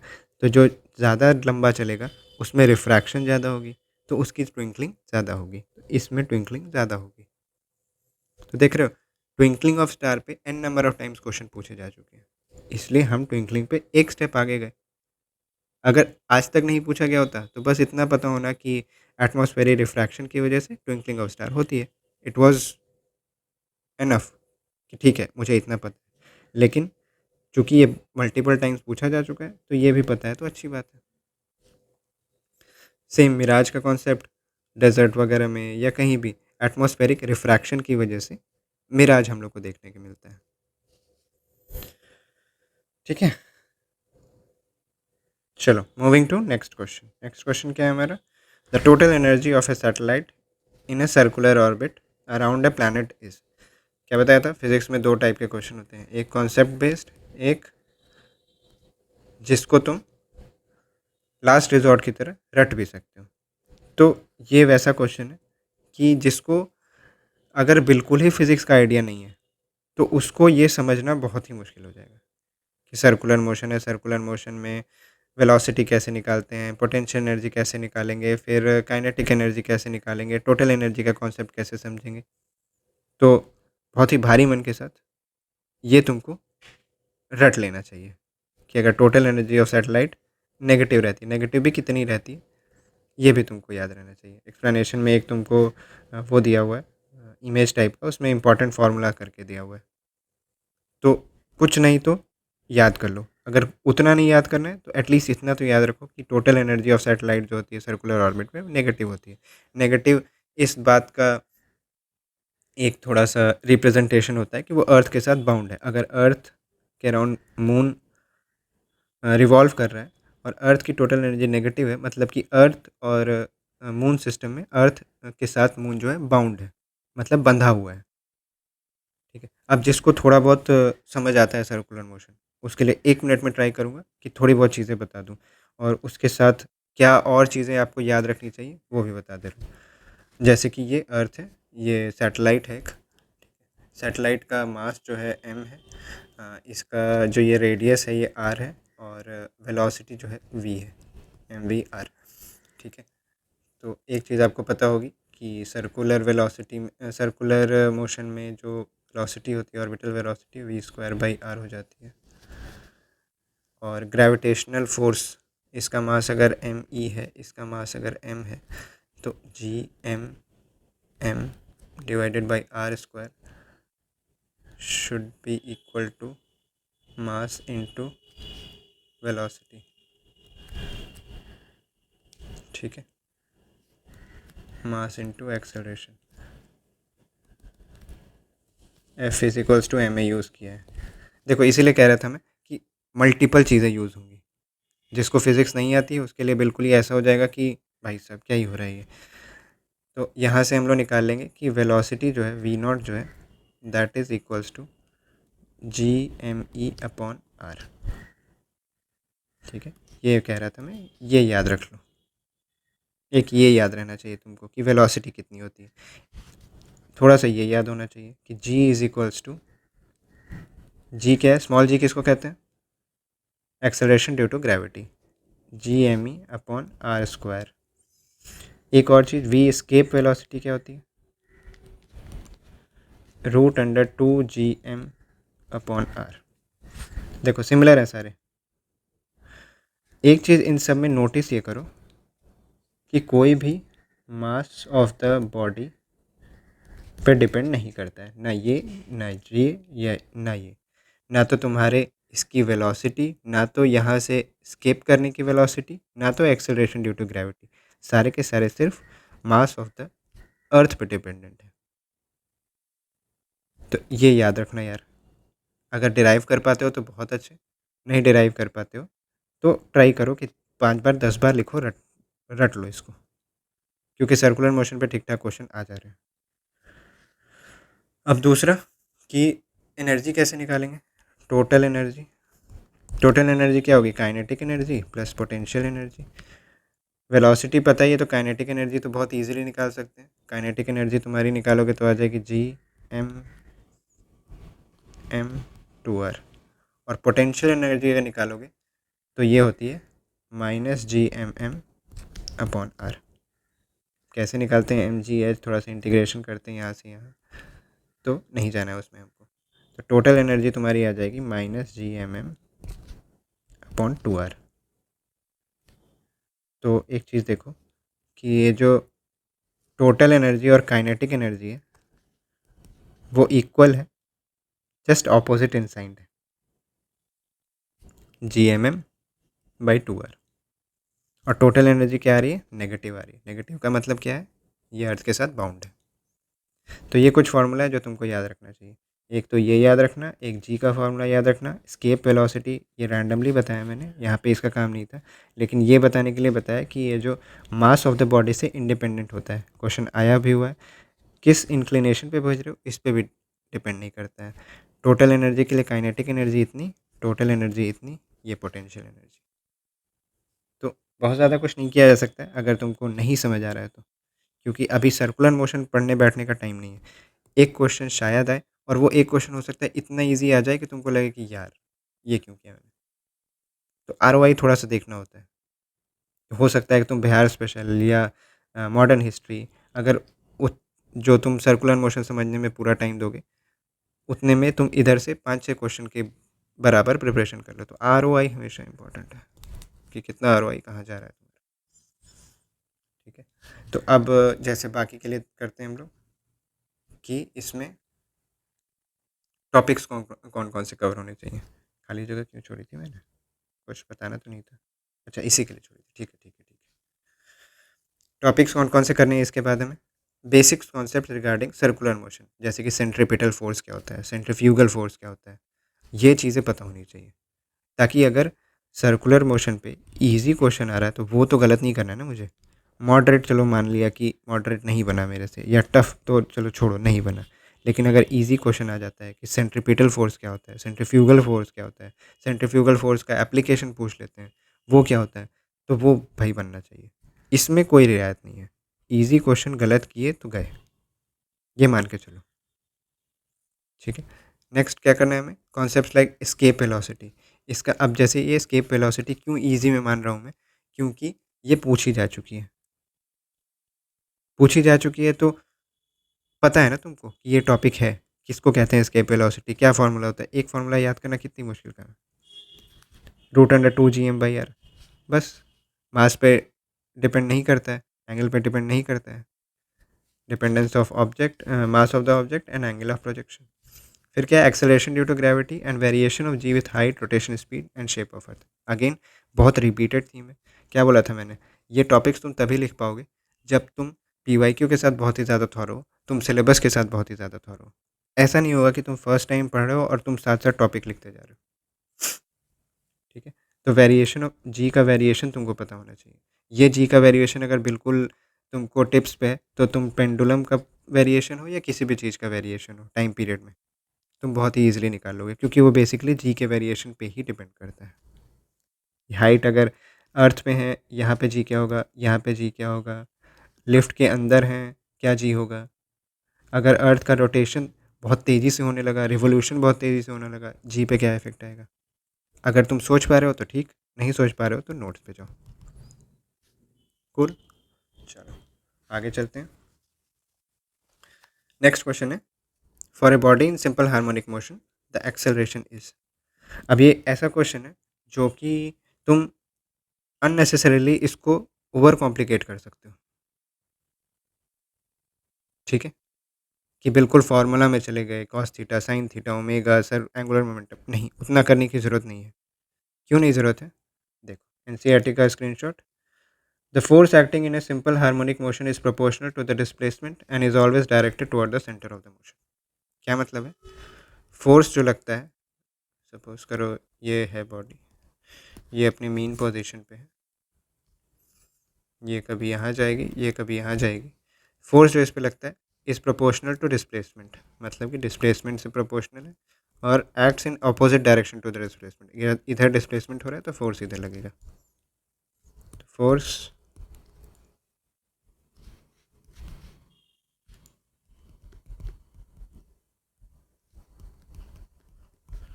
ठीक है, नेगेटिव साइन अपोजिट डायरेक्शन को डिनोट कर रहा है। एफ को लिख सकते हैं M A minus K X, A is equals to minus K by M into X, acceleration is directly proportional to X. ये उसके लिए जो थोड़ा सा स्मार्ट है या जिसने फिजिक्स पहले पढ़ रखी है। तो क्या है? Directly proportional to displacement.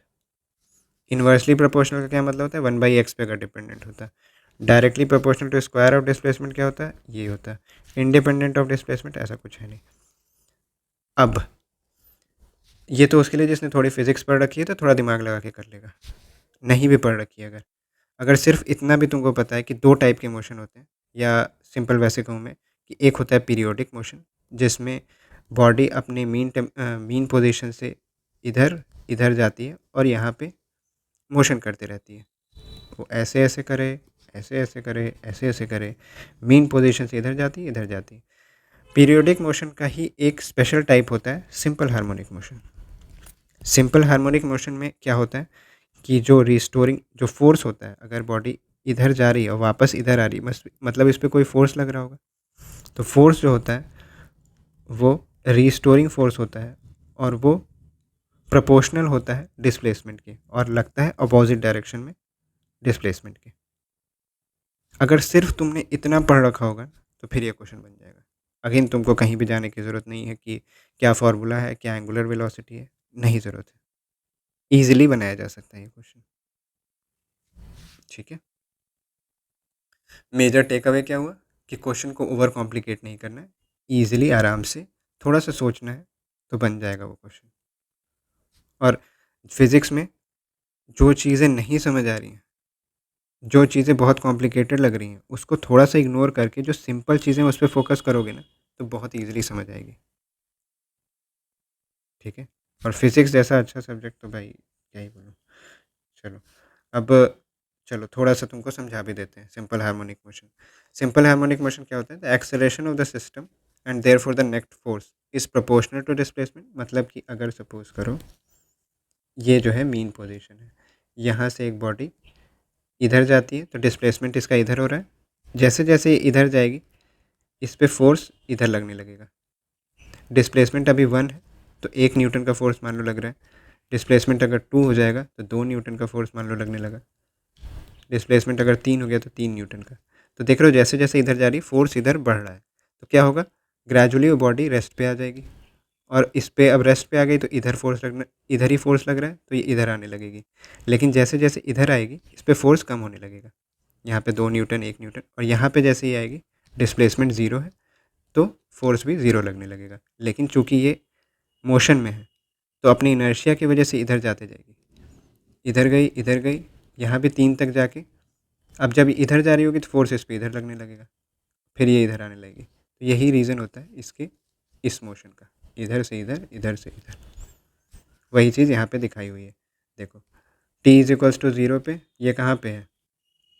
x is equal to अपने एक्सट्रीम पोजीशन पे है, तो यहाँ पे एफ नेट जो है इस तरफ लग रहा है। एफ नेट अभी मैक्सिमम होगा। ठीक है, फिर देखो ये यहाँ पे अपने मीन पोजीशन पे है, डिस्प्लेसमेंट 0 तो फोर्स 0। तो बहुत ज़्यादा परेशान नहीं हो, बहुत ज़्यादा डिटेल में मत समझो, लेकिन बस इतना समझो कि ठीक है फोर्स जो लगता है वो ऑपोजिट डायरेक्शन ऑफ डिस्प्लेसमेंट में लगता है, प्रोपोर्शनल रहता है वो डिस्प्लेसमेंट के, एक कांस्टेंट फोर्स नहीं लगता है। जैसे जैसे डिस्प्लेसमेंट चेंज होगा वैसे वैसे फोर्स का एम्पलीट्यूड भी चेंज होता रहेगा, फोर्स का मैग्नीट्यूड भी चेंज होता रहेगा, एम्पलीट्यूड नहीं, सॉरी। ठीक है, आई होप कि अगर थोड़ा बहुत कन्फ्यूज़न रहा होगा सिंपल हार्मोनिक में तो थोड़ा क्लियर हुआ होगा। अब सिंपल हार्मोनिक एक बहुत बड़ा चैप्टर है और अच्छे से समझाने के लिए तो 1-2 लेक्चर भी कम पड़ जाए। चलो नेक्स्ट क्वेश्चन पे चलते हैं। नेक्स्ट क्वेश्चन पे चलने से पहले हम लोग क्या करते हैं कि हम लोग टॉपिक्स देखते हैं क्या-क्या रिवाइज़ होना चाहिए। Basic concepts regarding periodic motion. Periodic motion मैंने बताया कि मीन पोज़ीशन से मैक्स, इधर मिनिमम, इस मोशन को कहते हैं पीरियोडिक मोशन। तो इसका एक टाइम पीरियड होता है। टाइम पीरियड किसको कहते हैं? इसका एक एम्पलीट्यूड होता है। एम्पलीट्यूड किसको कहते हैं? इसकी एक फ्रीक्वेंसी होती है। फ्रीक्वेंसी किसको कहते हैं? एसआई यूनिट्स पता होना बहुत ज़रूरी है। टाइम पीरियड का एसआई यूनिट कोई तुमसे पूछ ले क्या होता है? एम्पलीट्यूड का क्या होगा? फ्रीक्वेंसी का क्या होगा? बहुत इंपॉर्टेंट, बहुत बेसिक, सिंपल क्वेश्चन, नहीं गलत करने हैं। Difference between normal periodic motion और सिंपल हार्मोनिक मोशन बता दिया मैंने।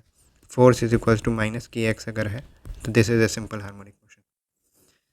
थोड़ा सा सिंपलर टर्म में लिख रहा हूँ, बिल्कुल फिजिक्स वालों को बुरा मानने की ज़रूरत नहीं है। Time period of A second pendulum और वेरिएशन इसके कैसे कैसे होते हैं। तो टाइम, अब ये क्यों लिखा मैंने, क्योंकि आते हैं क्वेश्चन इस पे, ठीक है। टाइम पीरियड क्या होता है? 2 पाई रूट अंडर L/G। अब इस पे पूछ लेंगे कि टाइम, ये पेंडुलम को रख दिया मैंने एक इसके अंदर, कहाँ, लिफ्ट के अंदर।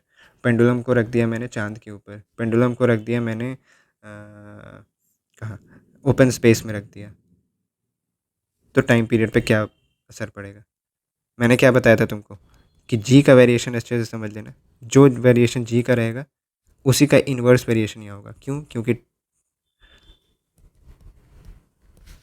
ये रिलेशन दिख रहा है ना। तो अगर जी बढ़ेगा तो टाइम पीरियड घट जाएगा। तो एक चीज़ दूसरे चीज़ से रिलेटेड है। अगर 15-20 टॉपिक तुमने अच्छे से समझ लिए ना तो खेल ख़त्म है। इतना कुछ मुश्किल नहीं पूछते हैं फिजिक्स। चलो मूविंग टू नेक्स्ट टॉपिक। क्या क्वेश्चन है? Which of the following statement with regard to ultraviolet light is not correct. अब यहाँ से हमारा टेक अवे क्या है? टेक अवे हमारा ये है कि ये चेक करना चाहता है कि अल्ट्रा वायलेट लाइट से हम बहुत ज़्यादा परेशान तो नहीं हो जा रहे हैं। उसको इलेक्ट्रोमैग्नेटिक वेव या लाइट वेव की तरह ही ट्रीट कर रहे हैं ना। ऐसा नहीं कि यहाँ रेड लाइट लिख दिया, ग्रीन लाइट लिख दिया तो सोचने लगे कि नहीं इसमें कुछ और होगा क्या, वैक्यूम में ट्रैवल नहीं कर पाएगा क्या, कहीं ये कोई दूसरे टाइप का वेव तो नहीं हो जाएगा। तो वो सब चीज़ से परेशान नहीं होना, इसको इलेक्ट्रोमैग्नेटिक वेव ही मानना है। मानना क्या है ही, ठीक है। तो क्या क्या ऑप्शन है? It is an electromagnetic wave, तो इलेक्ट्रोमैग्नेटिक वेव पता होनी चाहिए। It can travel through vacuum, well known fact. It is a longitudinal wave. अब यहाँ पे कॉन्सेप्ट काम आएगा कि लॉन्गिट्यूडनल है या ट्रांसवर्स वेव है। तो टेक अवे दूसरा क्या हुआ? Transverse wave versus longitudinal wave, ये डिफरेंस पता होना चाहिए। It's wavelength is shorter smaller than visible light. Electromagnetic spectrum पता होना चाहिए, ठीक है। तो यहाँ से ये पता चल गया कि आंसर सी है। नॉट करेक्ट, दूसरा नॉट करेक्ट। बहुत अच्छे से इसको एग्ज़ाम में जो करना है यहाँ पे एकदम हाईलाइट करना है, रेड ब्लू ग्रीन जो करना है कर लो, लेकिन इसकी वजह से गलत कभी मत करना कुछ कि पूछा है नॉट करेक्ट और करेक्ट मार्क के आ गए कि which of the following with regard to ultraviolet light is not correct. पढ़ा पहला statement it is electromagnetic wave, यहीं पे टिक मारा और आगे बढ़ गए। क्वेश्चन अच्छे से पढ़ो, पूरा पढ़ो, ठीक है। अब हमारा काम क्या रहेगा? तुमको 2 टॉपिक और देना कि क्या तुमको पता होना चाहिए। लॉन्गिट्यूडनल और ट्रांसवर्स वेव, क्या फ़र्क होता है दोनों में? लॉन्गिट्यूडनल वेव में जो direction of propagation of wave होती है और जो direction of vibration of particles होता है वो सेम होता है, इसी डायरेक्शन में वाइब्रेशन होगा।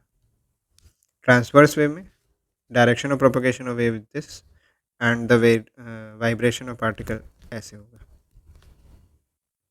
ऐसा नहीं है कि इसके अंदर वेवलेंथ और फ्रीक्वेंसी एम्पलीट्यूड नहीं होता है, सब कुछ दोनों वेव में होता है। देखो इसकी एम्पलीट्यूड ये है, इसका वेवलेंथ ये है, इसका फ्रीक्वेंसी भी निकाल सकते हैं, सेम इसमें भी होगा। ओनली डिफरेंस क्या है कि डायरेक्शन ऑफ प्रोपोगेशन और वाइब्रेशन दोनों पैरेलल हैं या ऐसे हैं, ठीक है। इलेक्ट्रोमैग्नेटिक वेव में हमको पता है ये इलेक्ट्रिक फील्ड होती है, ये मैग्नेटिक फील्ड होती है और ये डायरेक्शन ऑफ प्रोपोगेशन होता है। तो पार्टिकल का 90 डिग्री पे है ना, तो इसलिए ये ट्रांसवर्स वेव है, not a longitudinal wave. Longitudinal wave का एग्जांपल क्या होता है? Sound system. ट्रांसवर्स वेव का एग्जांपल क्या होता है? Television, visible light. दूसरा इंपॉर्टेंट टॉपिक कौन कौन सा हमको कर लेना चाहिए? Electromagnetic spectrum. Complete electromagnetic spectrum एक बार बनाओ, शुरू करो रेडियो से, जाओ गामा तक, सबकी एप्लीकेशन, किसकी कितनी फ्रीक्वेंसी रेंज होती है, सब कुछ लिखो। याद है तो ठीक है, नहीं है तो नोट्स।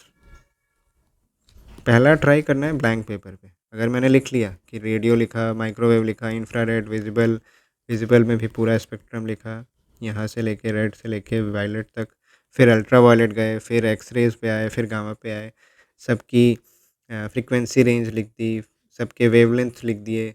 थोड़े बहुत, मतलब ऐसा नहीं है कि बिल्कुल एग्जैक्ट पता होना चाहिए, लेकिन आइडिया होना चाहिए। दूसरा, सबका एप्लीकेशन लिख दिया। अगर इतना तुम ब्लैंक पेज पे लिख ले रहे हो तो कोई ज़रूरत नहीं है इसको दोबारा करने की, हो गया है तुम्हारा ये टॉपिक। अगर नहीं लिख पा रहे हो तो नोट्स में जाओ। ठीक है, चलो, मूविंग टू नेक्स्ट टॉपिक।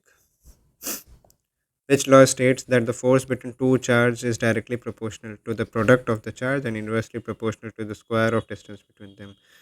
मतलब कि F is equals to Q1 Q2 upon R square, proportional. ठीक है, कौन सा लॉ है? Coulomb's law. अब इससे सिंपल ये वही क्वेश्चन हुआ ना, अगर ये गलत करके आ रहे हो तो फिर तो भाई कोई चांस नहीं है, क्योंकि ये क्वेश्चन अगर 100 बच्चे बैठ रहे हैं पेपर देने तो 95 सही करने वाले हैं। मतलब इसमें वो डीमोटिवेट होने की बात नहीं है कि अगर ये गलत हो गया तो, अभी से भी बहुत टाइम है और सिंपल क्वेश्चन प्रिपेयर करना बहुत ईजी काम है। अगर मैं ये कह रहा हूँ ना कि सिंपल क्वेश्चन में स्ट्राइक रेट 100% होना चाहिए, तो वो रीज़न है कि वो हो सकता है बहुत ईजिली। तो अगर इस टेस्ट में आपका ये क्वेश्चन गलत हो गया है तो ये इसको मानने की ज़रूरत नहीं है कि अरे अब तो मेरा हो ही नहीं सकता है। नहीं, यहाँ से टेक अवे ये लेना है कि सिंपल क्वेश्चन मुझे सही करने हैं, उसके लिए मुझे काम करना पड़ेगा। ठीक है, तो कूलम्स लॉ हो गया। अब इतने पे तो रुकेंगे नहीं, टेक अवे हो गया हमारा सिंपल क्वेश्चन। टॉपिक्स क्या क्या कवर होंगे? जो जो लॉज मेंशन्ड है ऑप्शन में, कूलम्स, ओम्स, गॉस, फैराडे, ये लॉज तो करने ही है। क्या होता है कूलम्स लॉ, क्या होता है ओम्स लॉ, गॉस में क्या होता है, फैराडे में क्या होता है। ट्राई करना है रिकॉल करने का कि और कौन कौन से लॉज मुझे याद आ रहे हैं फिजिक्स में, जैसे कि न्यूटन लॉज ऑफ मोशन, फिर आर्किमिडीज प्रिंसिपल, फिर Hooke's law, Bernoulli's principle, Snell's law. ऐसे ही ट्राई करो तुमको और 5-6 याद आ जाए। फिर देखो कि मुझे याद है कि नहीं, फर्स्ट लॉ याद है कि नहीं, सेकंड याद है कि नहीं, थर्ड याद है कि नहीं, आर्किमिडीज में मुझे याद आ रहा है कि नहीं क्या होता है। ठीक है, बॉयंसी का कॉन्सेप्ट याद आ रहा है कि नहीं, हुक्स लॉ में मुझे याद आ रहा है कि नहीं, स्नेल्स लॉ याद आ रहा है कि नहीं, बर्नौली प्रिंसिपल याद आ रहा है कि नहीं। याद आ रहा है तो वेल एंड गुड, नहीं आ रहा है तो नोट्स। ठीक है, आई होप थोड़ा सा लेक्चर लंबा हो रहा है, लेकिन कुछ वैल्यू एडिशन हो रही है इसमें से। ठीक है, अब देखो मैं कह रहा था ना, फिजिक्स इन एवरीडे लाइफ या साइंस एंड टेक्नोलॉजी या एप्लीकेशन ऑफ फिजिक्स, इस सब पे फोकस थोड़ा सा बढ़ रहा है क्वेश्चंस का। जो बिल्कुल प्योर स्टैटिक क्वेश्चन आते थे उनका वेटेज थोड़ा कम हो रहा है, और जो इस टाइप के क्वेश्चन है वो थोड़े से बढ़ रहे हैं। जैसे ये क्वेश्चन देखो, अब नए question, new question, new question आप सुनते रहते हो, तो उनका कहने का मतलब क्या है? अगर तुमको नए क्वेश्चन मिल रहे हैं तो इसका मतलब क्या हुआ? ऐसा तो नहीं है ना कि नए कॉन्सेप्ट पे क्वेश्चन मिल जाएंगे। कॉन्सेप्ट तो उतना ही है फिजिक्स में।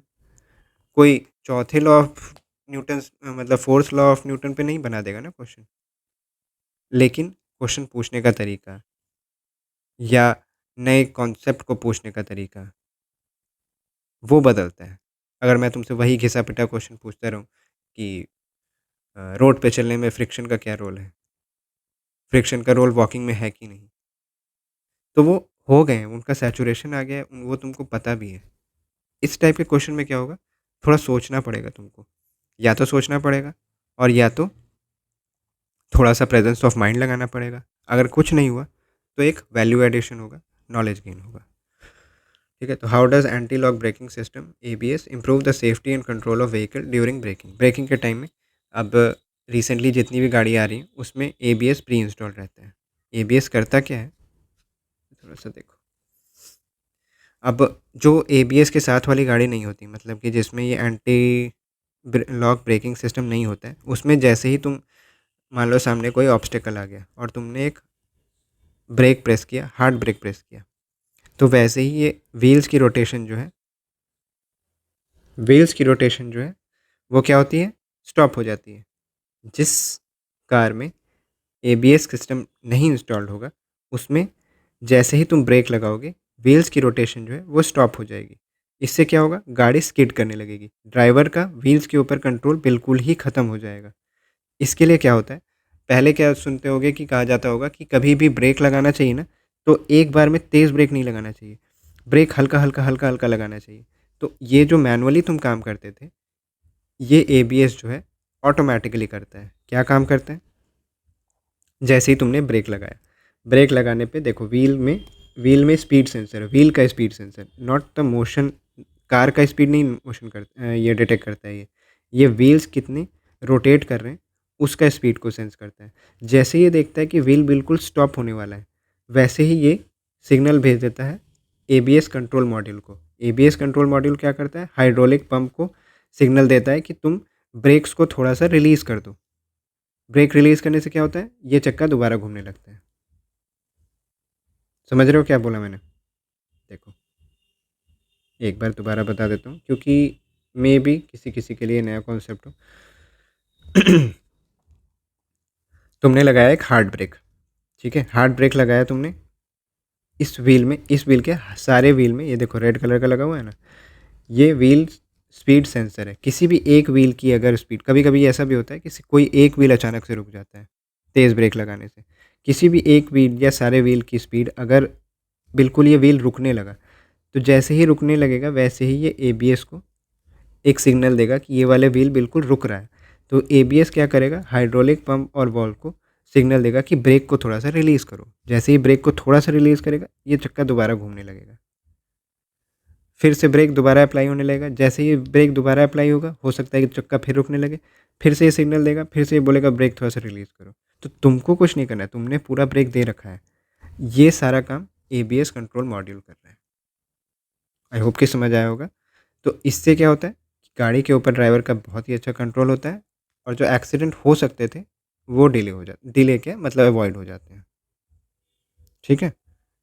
तो अब देखो, अब ऑप्शन देखो, by locking the wheels to reduce the stopping distance, by increasing the braking force on each vehicle, तो ये तो नहीं है, ब्रेकिंग फोर्स का कोई काम नहीं है। By preventing the wheels from locking and maintaining traction with the road, ये है सही option. By evenly distributing the braking force to all the four wheels, नहीं, अगर ये भी काम नहीं है इसका, ठीक है। तो देखो कैसे नया क्वेश्चन तुमको मिला, तुमने नया कॉन्सेप्ट भी समझा और कुछ वैल्यू एडिशन भी हुआ, ठीक है। अब अगर थोड़ा और अच्छे से समझना हो ना, तो यूट्यूब वगैरह पे सर्च करना कि how does anti lock braking system work, और इसका सिमुलेशन देख लेना। तो सिमुलेशन देखोगे ना, तो दो गाड़ियाँ दिखाएंगे, दो गाड़ियों में एक में नहीं रहेगा, एक में रहेगा, और फिर डिफरेंस दिखाएंगे कैसे होता है। तो वीडियो एक्सप्लेनेशन में 1 से 2 मिनट की वीडियो होगी, लेकिन बहुत क्लैरिटी से समझ आ जाता है उसमें। लेकिन आई होप कि मतलब मैंने भी ठीक ठाक ही समझाया हो। चलो नेक्स्ट क्वेश्चन पे चलते हैं। तो ये हमारा यहाँ तक फिज़िक्स का मॉड्यूल ख़त्म हो गया। फिज़िक्स में इतने क्वेश्चन आए थे। अब इसमें तुम देखना, इसमें तुमको पता कितना था, कितने टॉपिक्स तुम्हारे निकल के आए। 10 क्वेश्चन अगर आए होंगे तो एटलीस्ट से एटलीस्ट तुम्हारे 30 तो कम ही बोल रहा हूँ, 30 से 40 टॉपिक्स निकल के आए, जो तुमको दोबारा रिवाइज़ करने चाहिए अगर तुमको नहीं आते हैं तो।